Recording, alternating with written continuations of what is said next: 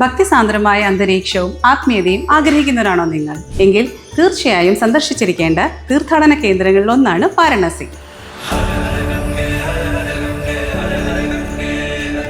ലോകത്തിലെ പഴക്കം ചെന്ന നഗരങ്ങളിൽ ഒന്നാണ് വാരണാസി അഥവാ കാശി. ഗംഗാ നദിയുടെ തീരത്ത് സ്ഥിതി ചെയ്യുന്ന വാരണാസി ആത്മീയതയിലും ചരിത്രത്തിലും സംസ്കാരത്തിലും സമ്പന്നമായ ഒരു തീർത്ഥാടന കേന്ദ്രമാണ്. വാരണാസിയിലേക്കുള്ള ഈ യാത്രയിൽ ഏറ്റവും അനുഗ്രഹീത കാഴ്ചയായ ത്രിവേണി സംഗമം, നെഹ്റു ഗാന്ധി കുടുംബത്തിന്റെ പരമ്പരാഗത വസതിയായ സ്വരാജ് ഭവനും, ഇന്ത്യയിലെ തന്നെ ഏറ്റവും വലിയ ക്ഷേത്രങ്ങളിൽ ഒന്നായ അയോധ്യയിലെ രാം മന്ദിറും കാണാം.